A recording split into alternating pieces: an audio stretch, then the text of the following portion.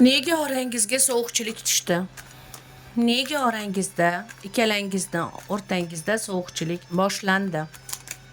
Bu общий расклад, shaxsiy расклad olish uchun Telegram kanalidan Fortuna 2032 ni topib yozasiz, kelishasiz, to'lovini qilasiz, navbat olasiz va shaxsiy расклad olishingiz mumkin. U расклad bunaqa qisqa bo'lmaydi. Keng yoritilgan расклад bo'ladi faqat siz uchun. Xo'sh, bu общий расклад va kimga mos tushishini faqat vaqt va yaratgan biladi. Nega ikkalangizda sovuqchilik tushdi? Nega ikkalangizda sovuqchilik tushdi? Sabab nimadan bo'ldi? Oxirida mana shu 3 ta kartadan javob olamiz. Oxirida. Yonimizga qo'yib qo'ydik. 3 ta kartani oxirida ochamiz. Nega sovuqchilik tushdi?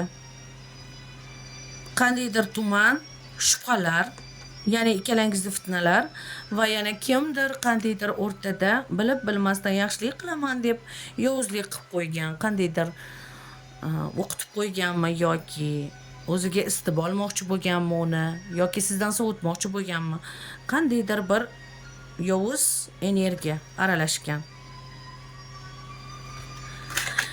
Nega sovuqchilik tushib qoldi? Aralashgan, tozalatib yuborish kerak.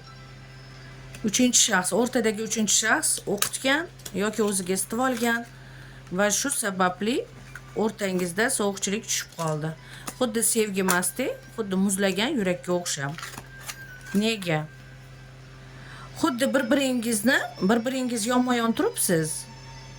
Hatto bir-biringiz bilan aloqa bor, suhbat bor, lekin suhbat bir-biriga to'g'ri kelmayapti. Xuddi bir-biringizni ko'rganingizda to'siqni ko'rgandek bo'lib qolgansiz. Bir-biringizdan qochishga harakat qilish, xuddi boshsiz holatda qolgansiz. Balkim bu rostdan kimdir o'ziga istib olgan yoki adashib o'qitilgan va bir-biringizga dilozorli so'zlarni gapirishni boshlagansizlar. Uchinchi odam sababchi bo'lgan. Mana javobni olamiz. Uchun yaqinda bu sir ochiladi. Yaqinda bu sekret ochiladi va hammasi joyiga tushadi va yana baxtli bo'lib, chiroyli bo'lib yashaysizlar. Undan tashqari bu sir ochilishi, ya'ni bir-biringizga mehribon bo'lishingizni ham sinaydi. Masalan, biron bir xabar eshitasiz yoki sir ochiladi. Bu mana misol uchun yashik Pandora desa hamma o'ylaydi negativ narsa ham chiqadi, yo boshqacha sirlar ham chiqadi. Va o'rtada mana kimdir bor. Kimdir o'ziga istib olgan yoki nimadir niyat qilgan. Hammani niyatiga Xudoyim yetkazadi-ku. Baribir niyat qilishda ham ehtiyot bo'lish kerak. Sog' bo'ling.